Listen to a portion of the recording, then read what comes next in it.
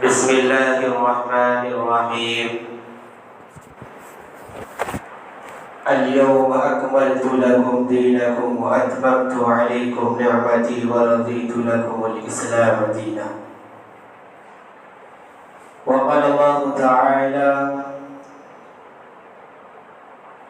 واعتصموا بحبل الله جميعا ولا تفرقوا.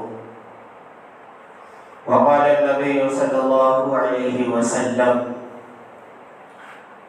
لا يؤمن أحدكم حتى أكون أحب إليه من والده وولده والناس أجمعين، أو كما قال عليه الصلاة والسلام. میرے محترم بزرگوں اور عزیز دوستوں، وحدہ لا شریک کا احسان ہے کہ ہم اور آپ نماز جمعے کی حاضری کے لیے تشریف لائے ہیں، اور اللہ کا شکر ہے کہ ہمیں توفیق نصیب فرمائے۔ اللہ تبارک و تعالی نے ہمیں جس دین کو عطا کیا ہے، ہم جس دین کو مانتے ہیں، جس مذہب کو ماننے والے ہیں، جس دین پر ہم چلتے ہیں، جس دین پر ہم چلنے کی کوشش کرتے ہیں، وہ دین اسلام ہے۔ دین اسلام زندگی گزارنے کے لیے ایک کامل و مکمل دستور ہے، مکمل دستور ہے۔ دین بہت ہی آسان ہے، دین پر چلنا بھی اور بھی آسان ہے۔ اللہ تبارک و تعالی نے قرآن کریم کے اندر فرمایا، سورہ اعلیٰ کے اندر، کہ جو بندہ دین پر چلنا چاہتا ہے تو اس کے لیے دین آسان کر دیا جاتا ہے۔ دین پر چلنا بہت ہی آسان ہے۔ یہی وجہ ہے اور یہی دین اسلام ہی شیطانی راستوں سے بچا کر خیر اور بھلائی کی کامیابی کی طرف لاتے، بھلائی کی دعوت دیتے۔ رسول اللہ صلی اللہ علیہ وسلم نے امت کو یہ سندیش دے کر گئے، تعلیم، باقاعدہ تعلیم دی گئی کہ میں آپ کے درمیان دو چیزیں چھوڑ کر جا رہا ہوں، صرف دو چیزیں، ایک کتاب اللہ اور ایک سنت رسول اللہ۔ کتاب اللہ یعنی قرآن کریم کی تعلیمات کے مطابق زندگی گزارنا، اور رسول اللہ صلی اللہ علیہ وسلم کی سنتوں کی پیروی کرنا۔ جب تک ان دونوں چیزوں کو مضبوطی کے ساتھ تھامے رہو گے، مضبوطی کے ساتھ پکڑے رہو گے، کبھی بھی راہ حق سے بھٹکو گے نہیں، گمراہ نہیں ہو۔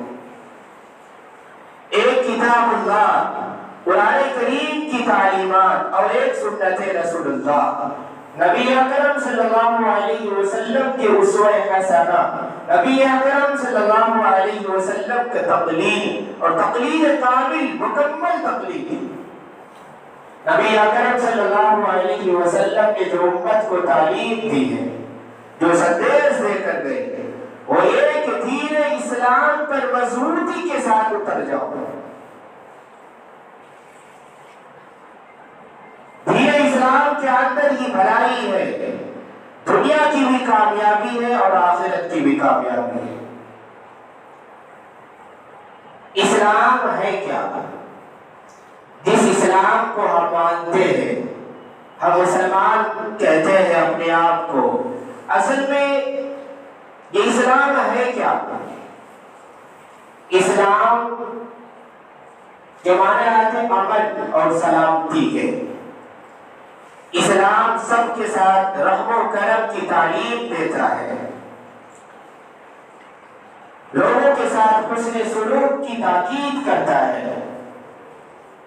دین اسلام معاشرے کے اندر بلکہ معاشرے سے بڑھ کر پوری دنیا کے اندر امن و امان اور چین و سکون کی تعلیم دیتا ہے، قائم کرتا ہے۔ جس مذہب کو ہم مانتے ہیں وہ مذہب، وہ اسلام کبھی بھی ظلم کی اجازت نہیں دیتا۔ دین اسلام ظلم کرنے سے رک جانے کا حکم دیتا ہے۔ قرآن کہتا ہے کہ تم زمین میں فساد مچانے کی کوشش نہ کرو، تم زمین میں فساد مچانے کی کوشش نہ کرو، امن و امان قائم کرو۔ امن و امان اس وقت قائم ہوگا جب عدل و انصاف قائم ہو۔ امن و امان کے لیے عدل و انصاف ضروری ہے۔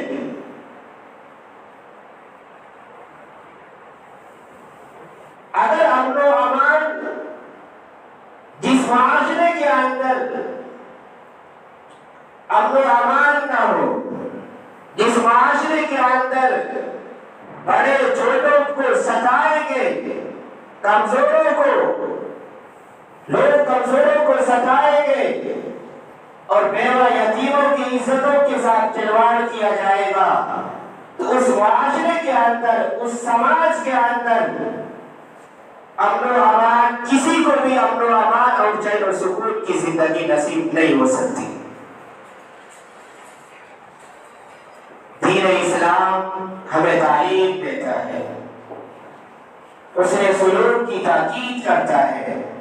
قرآن میں اللہ کہتا ہے بے شک اللہ احسان کا، عدل کا، رشتہ داروں کے ان کے جو حقوق ہے دینے کا حکم کرتا ہے، اور دین اسلام بے حیائی سے روکتا ہے، ظلم کرنے سے روکتا ہے۔ اللہ عادل ہے اور عدل کو پسند کرتا ہے۔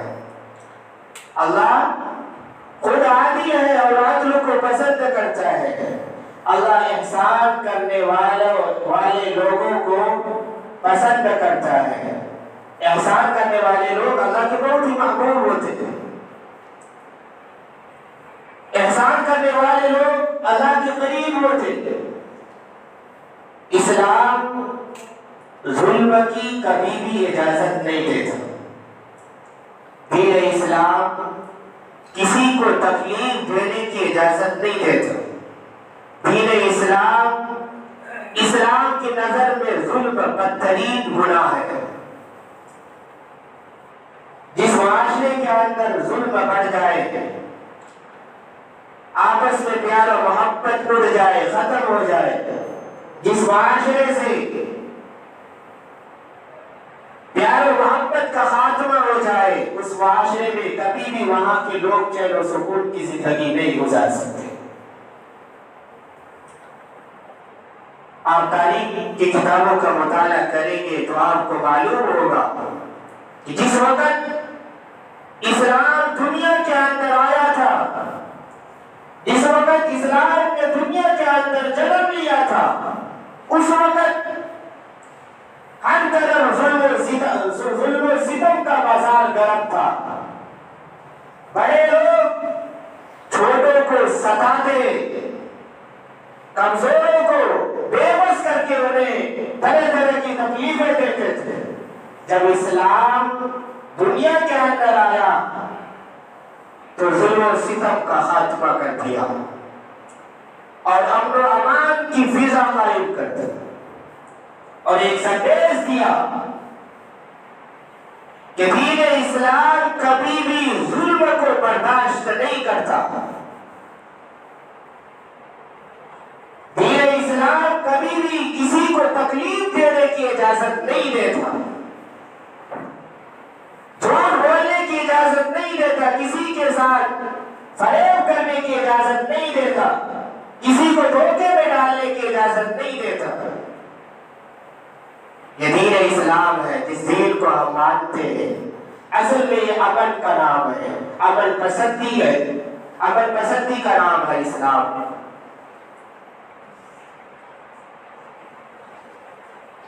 میرے بھائیوں، امن قائم کرو۔ کہتے ہیں نبی اکرم صلی اللہ علیہ وسلم کے فرمان کے مطابق، نبی اکرم صلی اللہ علیہ وسلم نے فرمایا کہ تم زمین والوں پر رحم کرو، آسمان والے تم پر رحم کرے گا۔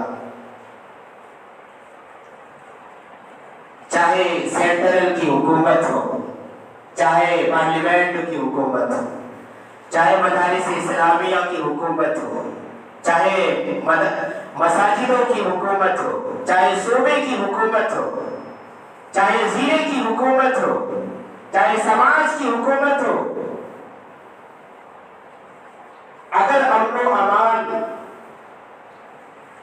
قائم نہیں کیا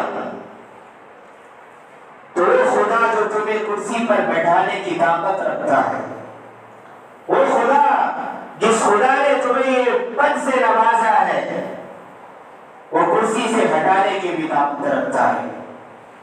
اس لیے معاشرے کے اندر امن قائم کرو، انصاف، عدل و انصاف قائم کرو، تبھی معاشرے کے اندر امن پیدا ہوگا۔ آپس میں مل کر، آپس میں پیار و محبت کو عام کرو، ایک دوسرے سے سلام کرو، سلام کے ذریعے محبت کو جاری رکھو اور محبت کو پھیلاؤ۔ ہمیں دین اسلام یوں ہی نصیب نہیں ہوگا۔ تو زندگی گزارنے کے لیے یہ تو دین اسلام ہے، کامل و مکمل دستور ہے، ایک آئینہ ہے۔ جو دین اسلام کے مطابق زندگی گزارے گا اس کی آخرت بھی سنور جائے گی اور دنیا میں کامیاب ہو جائے گا۔ اللہ کے رسول صلی اللہ علیہ وسلم ہمیشہ دعا کیا کرتے تھے کہ ربنا آتنا فی الدنیا حسنہ وفی الآخرۃ حسنۃ وقنا عذاب النار۔ دنیا کے لیے بھی بھلائی مانگتے تھے اور آخرت کے لیے بھی۔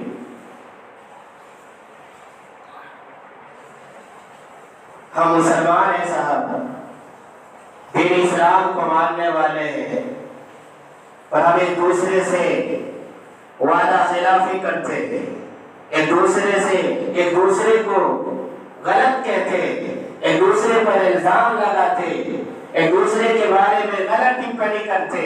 کہاں تک صحیح ہے؟ نبی اکرم صلی اللہ علیہ وسلم پوری زندگی امت کے لیے روئے، امت کے لیے، ہر وقت بیک وقت امتی امتی۔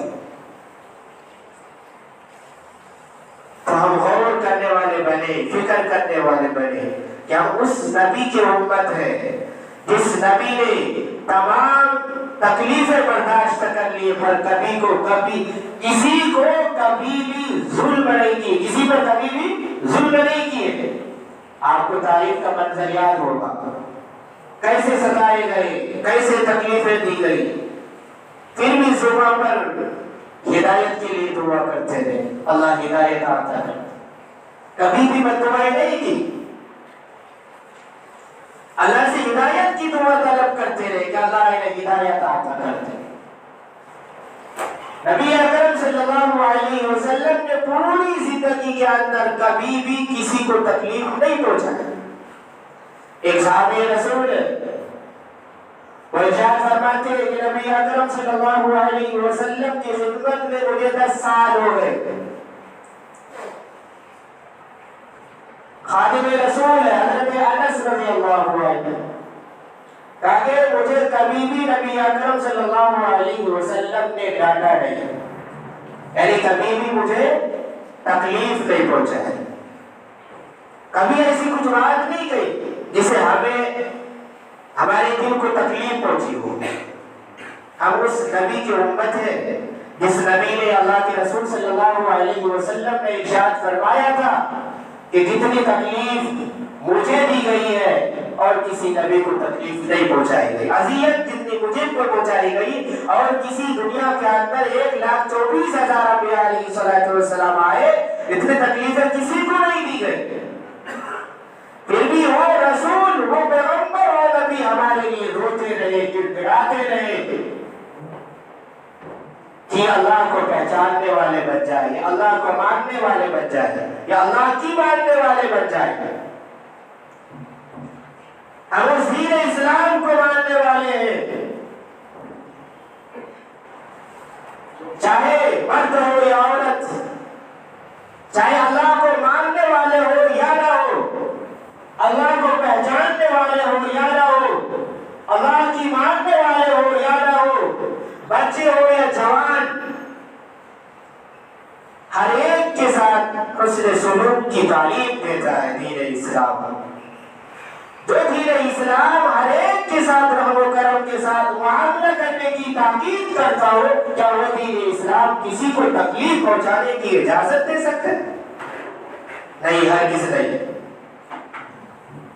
تو دین اسلام پر چل کر ہمیں زندگی گزارنے ہے، دین اسلام کو ہمیں مضبوطی کے ساتھ دین کے اندر اتارنا ہے۔